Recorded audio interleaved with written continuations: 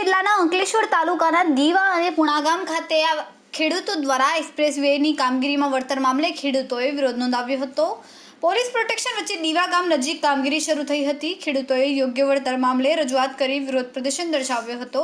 વર્ષ 2018માં દીવા ગામના 58 જેટલા અસરગ્રસ્ત ખેડૂતો પૈકી 36 ખેડૂતોને રેગ્યુલર એવોર્ડની કોપી મળી હતી અને અન્ય 22 અસરગ્રસ્ત ખેડૂતોની છેલ્લા 4 વર્ષમાં એક્સપ્રેસવેમાં કેટલીક જમીન સંપાદનમાં જાય છે તેમજ કેટલું વળતર મળવાપાત્ર છે તે અંગે હજુ સંપાદન અધિકારી તરફથી સ્પષ્ટ થયું નથી।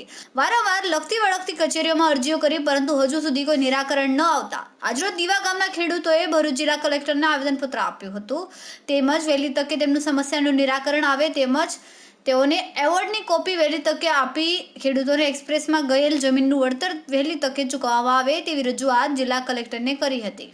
રિપોર્ટર રવિ સૈયદ, તહેલકા ન્યૂઝ, ભરૂચ। દીવા ગામનો ખેડૂત છું। આજ રોજ અમે કલેક્ટર સાહેબને આવેદનપત્ર આપવા માટે આવ્યા છે એટલા માટે કે અમારી બરોડા મુંબઈ એક્સપ્રેસવેના અંદર અમારી જમીન જઈ રહેલી છે અને હાઈવે બનીને તૈયાર થઈ ગયેલો છે। એ છતાં અમારા 14 ખેડૂત એવા છે જેનો એવોર્ડ લેટર પર હજુ આવ્યો નથી। અમારી જમીનની વારંવાર માપણી થઈ છે, DLRમાં પણ વારંવાર અરજીઓ આપી છે અને વારંવાર જ્યારે પણ અમને બોલાવ્યા છે ત્યાં સ્થળ પર અમે ત્યાં હાજર રહીને માપણી કરાવી હોવા છતાં અમારા એવોર્ડ લેટર એ લોકોએ જાહેર કર્યા નથી। તો અમે કલેક્ટર સાહેબને આજરોજ એનો આવેદનપત્ર આપ્યું છે કે જલ્દીથી જલ્દી અમારે એવોર્ડ લેટર ઇસ્યુ કરવામાં આવે અને અમારી જે પણ માંગ છે એ માંગને પૂરી કરવામાં આવે અને અમારું વળતર અમને ચૂકવવામાં આવે।